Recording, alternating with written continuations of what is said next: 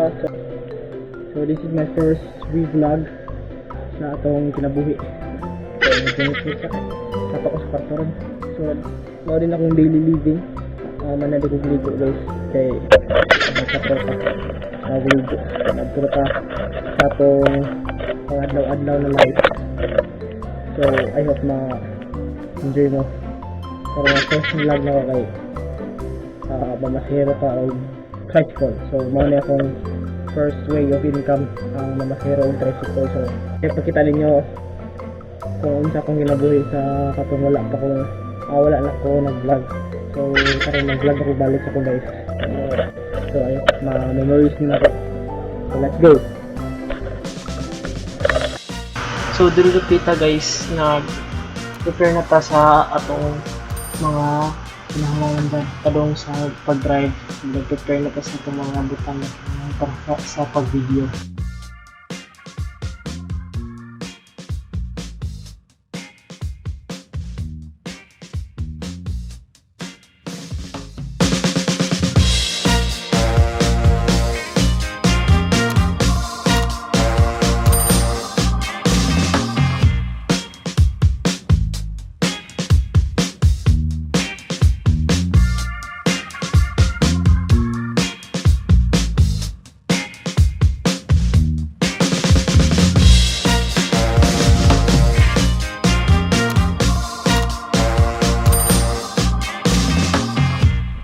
So diri kita guys, kalimot dito sa mong yawi guys. Walibanit ko dito sa mua.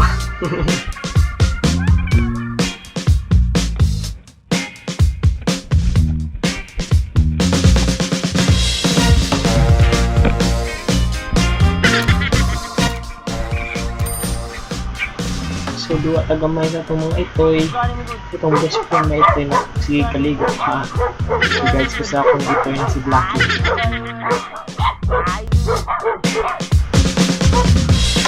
Regards ko sa mga akong silingan niya, mga marites bundag ko lang sa'yo. Kapila ko mamadara.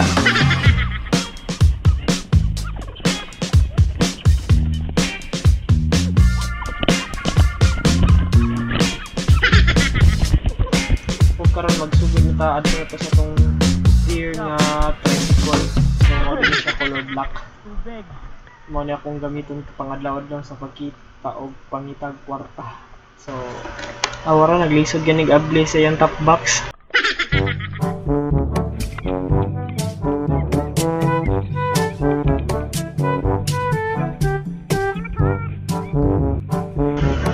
So, mapaanda na ta sa itong motor. Kinakusgang motor na to. Kanigis Blacky mo, pagkalaagan lang yung gusto kay pero magduwa ng tutuya. Ato na yung kwaon week kay case naman ako ni Hagi ni Termi.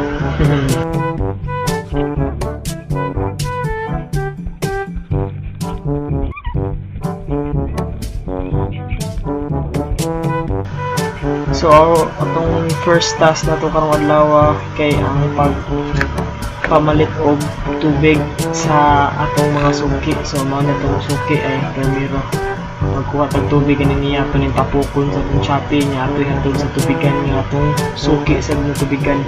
Dito sa compare mo magkuha og tubig pero nga mineral water pang inom og tubig.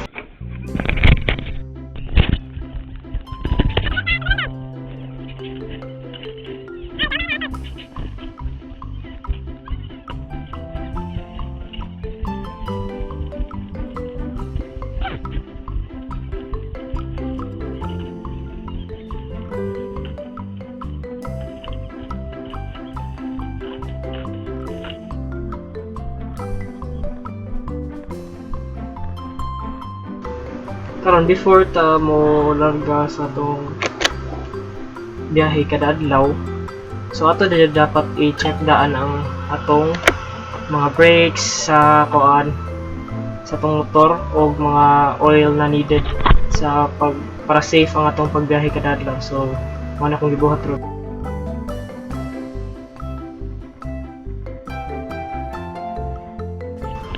Dayon ato nang higtan ang atong galon nga i-deliver sa tubigan kay para dili siya mga tagak ipadong biyahe.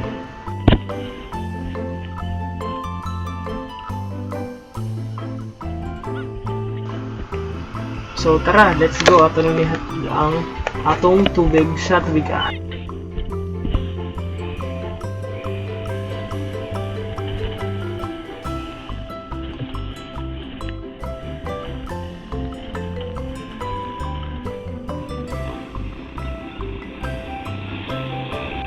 Salamat din kapita sa mga traffic enforcer kay ilag yung gipa-stop.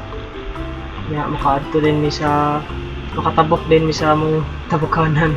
Daghan jud kay skinan doon kay daghan kayo rush hour ron pa ron sa city gud mga baho pa ron city.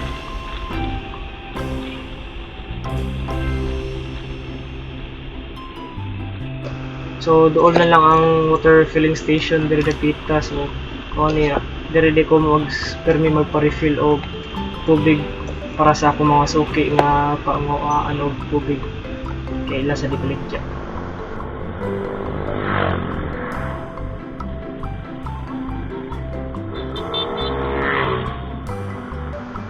So diri dapita guys, maghinay gid mo og tabok kay naka yellow straight line na niya. Di sad na safe nga tabokanan, pero dapat with caution mo kung tabok mo yellow straight line. So shout out din ko sa Easton Water Refilling Station kay dira jud ko pero may pa-refill niyo og tubig. Shout out ko sa akong mga abay dira. Sabi ginagmay sa mga refilling boys. Shout out kanyo bay. So guys, ako gid i-recommend din nyo ang water refilling station nga Easton dire sa Panagtaran, Cebu kay limpyo kay ni ilang tubig nya dire sa kumagaturan og magkuhaan og tubig sa mga suki dire sa magkinahanglan og tubig.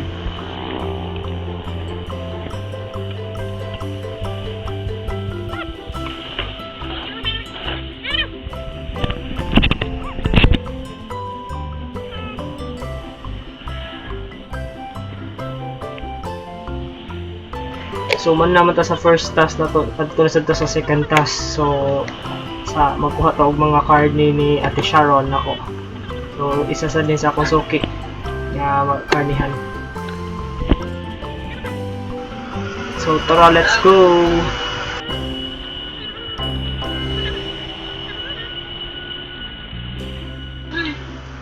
So pasensya kayo kay kuha na ko na record ang pagkuha na kong karne, pero maano na siya akong deliveran og karne, ano yung mga orders niya niya. Ano lang Ate Sharon. So, wala ako next task. Regards ko ba po kayong tatay? Ay, regards ko.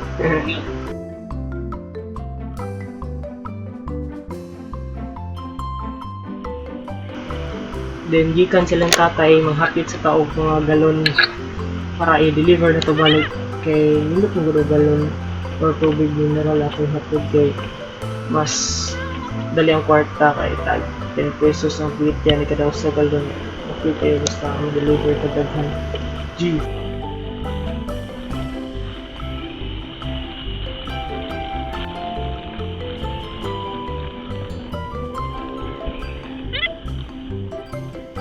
So ato ning hapiton isa sa akong kuhaan ng tubig kaya nag-deliver sila.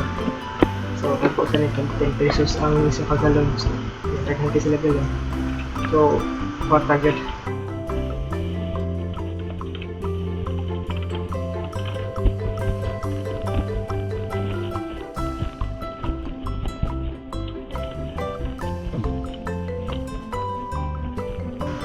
Hindi kalimutan ang paghigot para safety ang galon.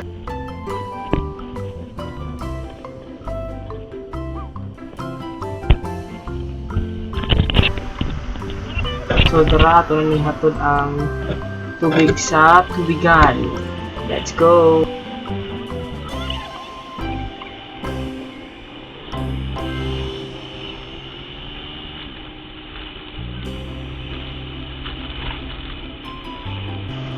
So during dapita na dita duol sa water refilling station nga hatdan na to sa mga galon sa atong mga suki. So ito ganihan natong giagi ang atong hatod, din itong pagbuntag sa iyo na atong gihatod nga gallons is for sure na nani siya sulod. So ato na siya i-kwaon din ay ito i-deliver sa atong suki na deliveranan. So dara ang click.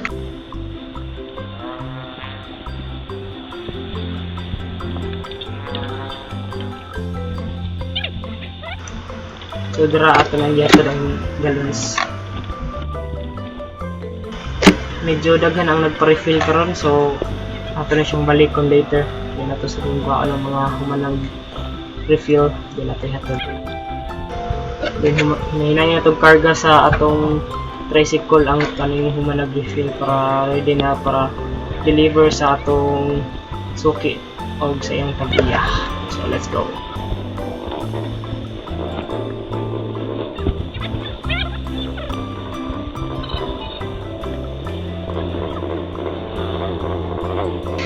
Medyo bugat din ang mga galon pero kinahanglan ta mag-hustle hard para sa atong future o makatigom ta. Kay, you know, nag-support sa pata sa atong kagalingon para sa eskwela as a college student.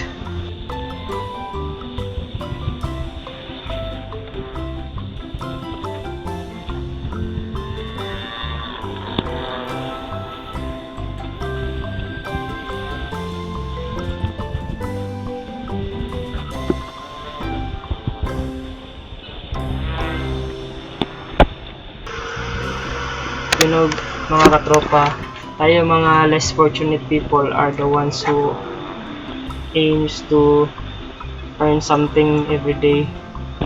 So, kailangan nating kumayod sa buhay para maka-earn ng pera. So, isa din ito sa way na ma-inspire tayo. At gusto ko rin ma-inspire kayo na kahit ganyan yung kahirap yung maging isang tricycle driver, gusto ko ma-inspire kayo na nag-aaral ako at malapit na akong graduate sa college lang dahil dito. At I'm happy for myself na masusuportahan ko yung mga needs at mga wants ko dahil dito sa pagiging isang tricycle driver. Kaya nga, salute ako sa mga tricycle driver dyan nga mga tatay dahil pilit nilang sinusuportahan yung mga pamilya nila. Kahit mainit yung daan is alam nila para ito sa kanilang pamilya. So nandito na tayo sa owner ng tubig at i-deliver na natin to.